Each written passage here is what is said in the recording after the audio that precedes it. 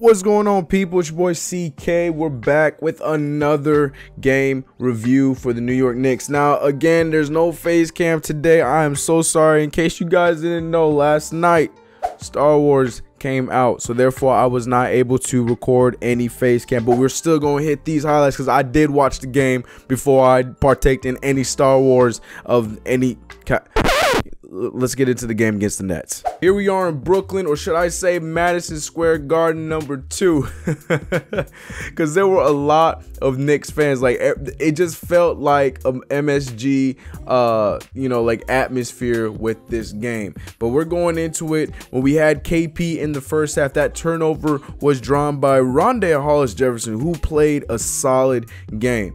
Now, normally I would talk to you guys about, other factors outside of just the game prior to looking at the highlights and everything in these video, but because there's no face cam, I'm gonna have to talk to it while we were looking at these highlights in the background. Look at Rondé Hollis-Jefferson with that floater right there in the paint. Now, Kristaps Porzingis was looking like he was about to pop off for a big game as he hits that fadeaway over the great defense. And it was just, it was circumstance kind of situation with this injury, but we're gonna look more into that later on when the injury actually occurs. But this game was a great game to watch. First of all, there was just a great night of basketball in general. We had the Cavaliers and the Lakers, which was a good game. We had the T-Wolves, and I can't remember who the T-Wolves played. It was just a lot of good games tonight, and I'm glad that the Knicks Nets didn't disappoint. So far, all the marquee matchups that we've had, we've looked good, and this was another one of them. Look at that give and go pass from Tyler Zeller to DeMarre Carroll. Look at the pass there. Jarrett Jack on top, looking for Courtney Lee, who had a great game. Courtney Lee went out there and put up a season high tonight. And look, ooh, nice pass inside. Karis LeVert is somebody I'm a huge fan of. Like, I hope if they ever mess up and get rid of this kid, I want the Knicks to pick him up so fast. The dude has such a high upside on offense, and he's already a great defensive player. And look at our boy Dougie McBuckets doing what he does best. Frank Ntilikina had another great game here against the Nets, and he's been on a pretty nice tear, a pretty nice consistent tear as of late.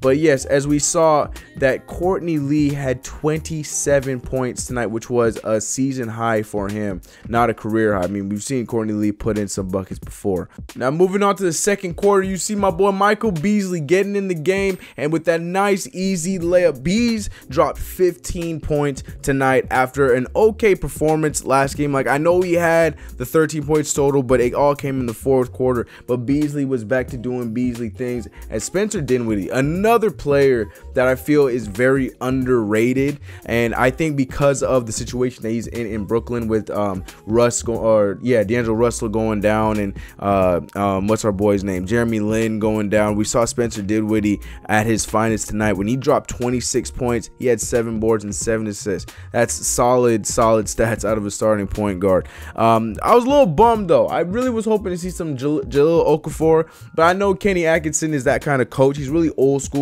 so they have a pretty precise playbook that they run over there, and they want to make sure that Jahlil has all the plays down before he plays. Look at that fadeaway by KP over the defense, and we were looking good, man. I mean, with KP out there on the floor, it just looked like we were going to run them the entire game. I think we reached a lead of as much as 18 points at one point, but it was a game that I was very much enjoying. So we're going to drop here to the end of the second quarter with a minute 07 left. Spencer Dinwiddie getting trapped there, gets the pass to Rondé Hollis-Jefferson. That guy was making some great buckets, and we're moving on into the second half. Look at the pass. The very first shot of the quarter goes to DeMarre Carroll. DeMarre Carroll, he reminds me of Jay Crowder a little bit. He's like a broke man Jay Crowder as he misses that layup, and Tyler Zeller puts it back in.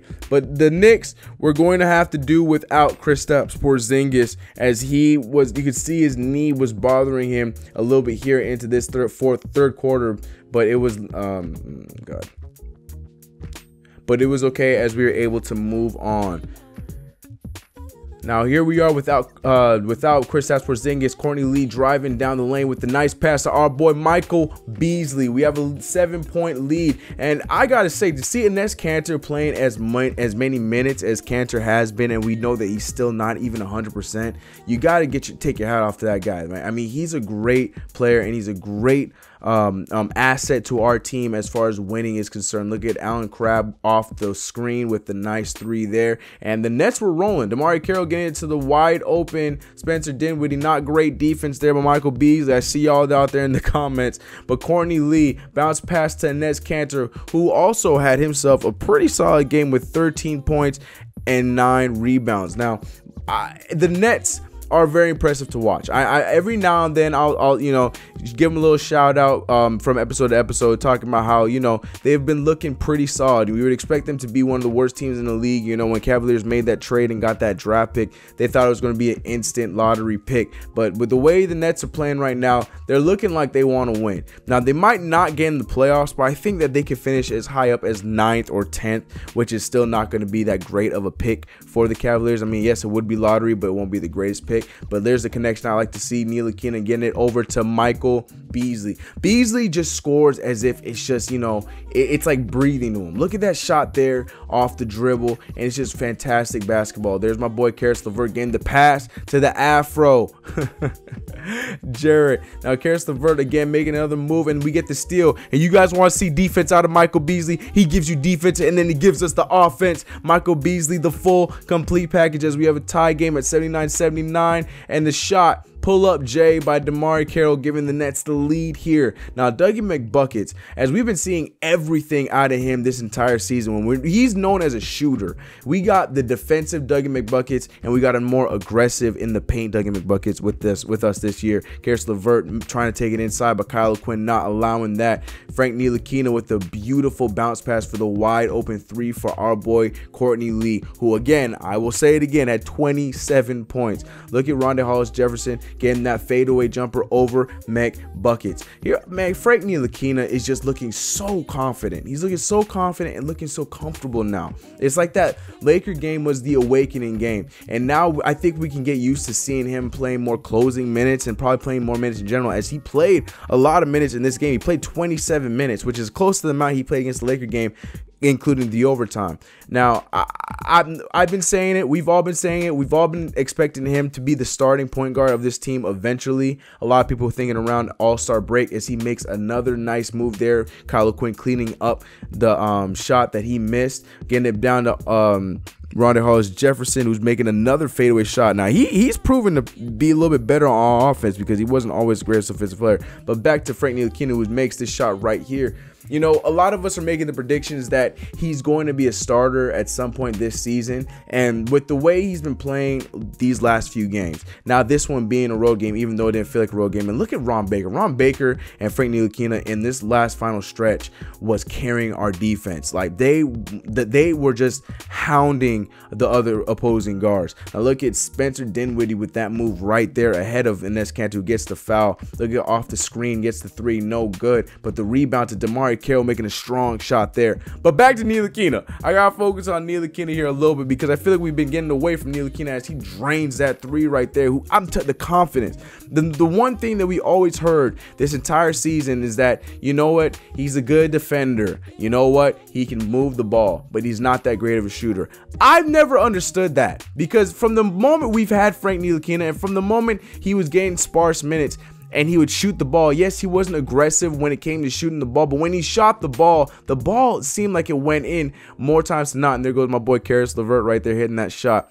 But Frank Ntilikina needs to be getting more minutes as we win this game 111-104. He played 27 minutes here today, and we beat the Brooklyn Nets. But what do you guys think in the comment section down below? How was it? Are you guys agreeing that you think Frank Ntilikina has proven himself to be an all-around player, not just a great defensive player, but a great offensive player at the capabilities there at some point? And Michael Beasley played a great overall game in my opinion, but I need to know what you guys say. It doesn't matter what I say, it's about what you guys say down there in the comments. Should we be worried about KP? Should we be worried about winning any more games with KP out if he has to miss a certain amount of time?